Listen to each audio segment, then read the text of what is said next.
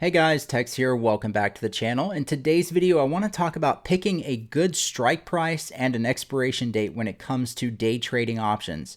Options can be a very complex instrument to understand how they are priced and how those premiums move with the underlying instrument. So I've got some specific examples today. We're going to look at the S&P 500. This is one of the popular instruments that we like to trade options on.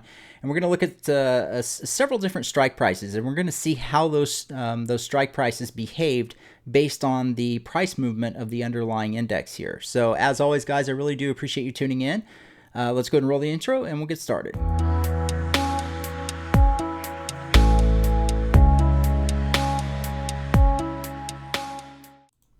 All right, guys, so I've made a couple videos about this in the past, but I think it's worth revisiting because I see a lot of people, posting on social media and whatnot who are just really not well informed when it comes to trading options, especially day trading options. Regardless of how you're trading options, you have to make two important decisions. You have to choose an expiration date and you have to choose a strike price. So just a quick recap, there's really three factors that influence the price of an options contract. The first one is delta, and that's really just referring to the price change of the underlying instrument. Okay, so in this case, we're looking at SPX. This is the S&P 500 cash index that you can trade options against.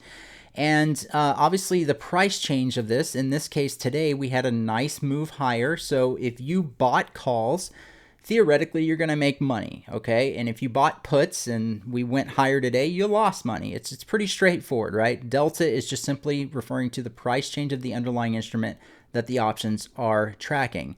Now you also have time, and this is the Greek referred to as theta.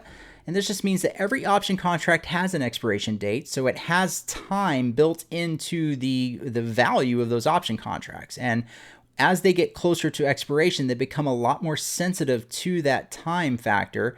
And eventually all of that time value has to come out of those option contracts. So at expiration, the only option contracts that are going to be worth anything are option contracts that are in the money, and they will therefore have intrinsic value. Otherwise, time is considered extrinsic value in an option contract, and all of that has to come out of it by the time it expires. And the last thing that influences the value of an option contract is implied volatility, and that is another extrinsic value that is priced into an option contract that has to come out of it by the time it expires. So the only option contracts that are worth anything when they expire are the ones that are in the money, the ones that actually are whatever strike price you selected, the underlying instrument has to be trading higher than that strike price for that option contract to have any intrinsic value. So when it comes to day trading options, and really any options, the two most important things that, of course, that we need to consider are time and delta. So time is really going to refer to the expiration cycle that we go with, and delta is going to really refer to the strike price that we go with. All right, so let's just clear this off. And I'm not really going to get into specifics of setups and things like that, but I have a mathematical level here at 43.94 in change. All right, and so let's just say that this morning we pulled into this, and this is the level that you wanted to take this long. You were interested in buying some calls on the SPX today, and we get the trigger here really in the first 5 minutes of the market open. And so we have a decision to make. Now, first of all, what is the expiration cycle that we want to go with? Now, generally speaking, when we're talking about day trading options, it's best to go with the shortest expiration cycle you can. Why? Because our goal is simply to be in and out in a single day. A lot of times in less than an hour, maybe even if it's a couple of hours. Generally speaking, we are talking about a very short hold time. And so we want to capitalize from that volatility of those shorter expiration options. So what I mean by that is when an option contract is close to expiration, it is going to be more volatile. It's going to give you more range potential, more reward potential if the trade in fact works. Of course, it works the other way too. You can really lose a lot of money on trading options that are close to expiration. So it's very important that you manage your risk appropriately. I'll be making another video here in the short future about how to manage risk with options and use stops and all that good stuff. But generally speaking, we want to trade as close to expiration as possible. Now, if we're trading stocks, things like Tesla or Nvidia or Apple, whatever the case may be, they usually always have weekly expirations on Friday. Okay, so today's actually a Friday, so that means that Every instrument out there has an option contract that is expiring today, and so today's expiration is a good choice for trading most of the time.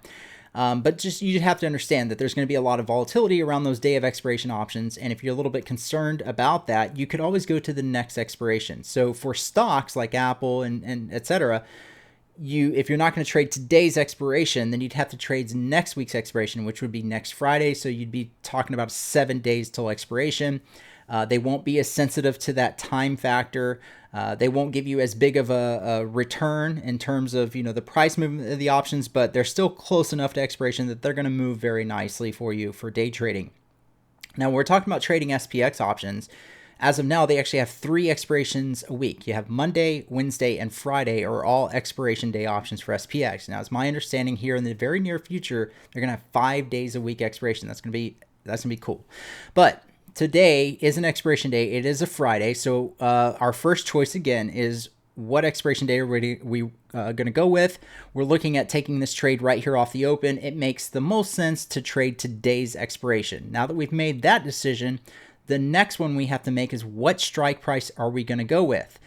Now, generally speaking, it's best to go at the money. And what do I mean by that? Well, if 43.94 is the level that we're interested in taking this trade, then we want to choose a strike price that's as close to that as possible. If we go over to our option chain here, you can see that obviously SPX is trading much higher today, but you can see that as of right now, let's see, SPX is trading at 44.63. So you have a 44.60 strike. You also have a 44.65 strike. So there's not a perfect at the money strike. You've either got to go a little in the money with the 44.60, or you got to go just a little bit out of the money with the 44.65. So it's not always going to be perfect, but you want to go, both of these are right at the money. And an at the money strike is going to be considered basically a 50 delta, okay? And what that means is if the option contract has a delta of 50, for every $1 price movement in the underlying, your option contract is going to gain or lose $50. So if you, for example, bought a 50 delta call and the S&P 500 trades higher by 1 point, then your call is going to gain $50. All right. Likewise, if it trades down by 1 point, your call is going to lose $50. And that's simply just calculating the delta, the price change of the underlying. That's not taking into consideration, any loss in value from time decay from that theta, or any price change from the implied volatility. Okay. So generally speaking, we want to go at the money. That's going to be considered a 50 delta. So we know that roughly we're going to gain or lose about $50 in our option contracts for every $1 move in the underlying instrument. So we can get a pretty good idea of, how much risk and how much reward we're going to potentially be looking at based simply on the delta. But, a lot of times, especially on day of expiration options, it might be more, it might be less because of that implied volatility and because of that time decay, that theta. And there's also vega, which we're not really going to get into, but there's very high gamma. There's very high gamma on day of expiration options. All right. Now, the point being is we want to go as close to expiration and again at the money. So we're looking at this 43.94. The closest strike is going to be 43.95 at the time this morning. And you can see I have the 43.95 calls open right here. Okay. So here it is, the second 5-minute candle. This was the trigger for the trade. It looks like that candle opened at $17.24. So that is $1,724 per contract of capital that would be required. So it's going to be more expensive to buy an at the money call or an at the money put, right? It's going to be more expensive to buy an at the money contract than it is to go a little bit further out of the money. But I'm going to show you the differences of those two strikes and why at the money is generally going to be the better choice. All right. Okay. So we're looking at about $17.24 to get in. And you can see that this morning, right, the S&P off of our entry trigger here, it trades up into a new high, right? Trades up into a new high, and then it pulls back into a higher low. Okay, and then it trades up here, slightly double top, pulls back into another higher low, and so on. And the trend continues. Now look at the option contracts, right? We see very similar behavior here. We trade into a new high, we pull back into a higher low, we trade up here, pull back into another higher low, we trade up here, and so on, right? So an at the money strike is going to trade very closely to the underlying instrument that it is tracking. Okay, so generally speaking, especially on day of expiration, it's going to be safer to go with an at the money strike because of that, right? You're not going to have as much risk of losing so much value from that time decay because it's already has intrinsic value because it's already at the money. It's already basically in the money. Okay. Now, this is what it looks like, right? So again, we were looking at about 1724 for the entry. We spiked up here to a high of 34.98. That's a really nice move. We pull back into a higher low and so on, all right? That's what it looks like with at the money. Now, let's see what it looks like if we chose a strike that's further out of the money, okay? Now, our first realistic target on this is 44.34. That's our next mathematical level. You can see we hit that about 12 o'clock in the afternoon. So let's go ahead and say, let's look at a 44.35 strike. They're in chunks of 5. So let's go over here. So 44.35 would be right here. So that would have been probably about a 30 delta, right? So instead of an at the money 50 delta, we're looking at something like a 30 delta. Now let's see how that actually behaved, right? So we had the spike up to a new high again on the underlying, pull back into a higher low, pulled up, another higher low, and the trend continues. Look at the option contracts. They spiked up to a new high, but looky here, they pulled into a new low. Right? They actually broke this low here ever so slightly, but they did break this low.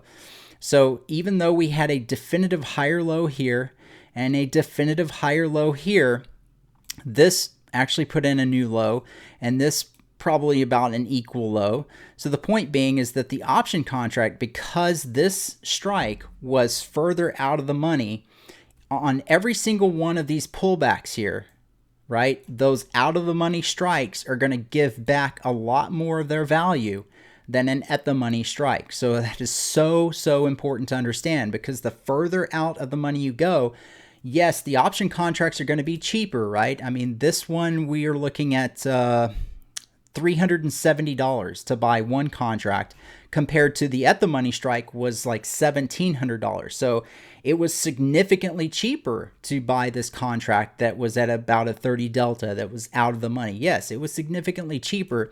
However, you can see that they were a lot more risky in the sense that if the underlying didn't really give you the move that you were looking for, they just give up so much of their value on the slightest pullback. Or even if the instrument, SPX, let's say it just kind of traded sideways like this, these option contracts are going to be losing value, going to be trading down, really. Okay, so you're going to be losing value. So in this case, obviously, depending on how well you manage this trade, even though you were correct in the direction of the trend, it wasn't until much later in the day that the option contracts really exploded. And why is that? Because this is a 44.35 strike, okay? So it wasn't until right here that those option contracts went in the money, okay? And until they went in the money, they are very susceptible to getting destroyed on any pullback, right? So when you go with a strike that's out of the money, you have to basically expect that that move potential is there, right? So it has its purposes. Like if you have a trade idea that has an explosive potential and you know that potential is there, then that is a time that it makes sense to go with a strike that's further out of the money. Not just because it's cheaper. You don't want to go with a strike further out of the money just because it's a cheaper contract. Because as you can see, it's so easy to lose money on this. I mean, it had to put in this entire move right here.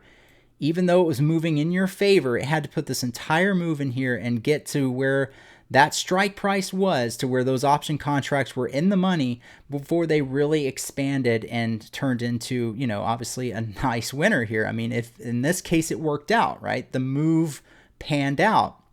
And if you bought this morning for $370, you know, you could have sold it for $3,000, right? That doesn't happen every day, but it's a really good example of how those option contracts will behave and why strike selection is so important, especially when trading day of expiration options. Now, the last example I want to look at is, let's just go look at a really just stupid out of the money option as of the time of taking the trade this morning. So 43.95 was the at the money strike that we initially looked at this morning.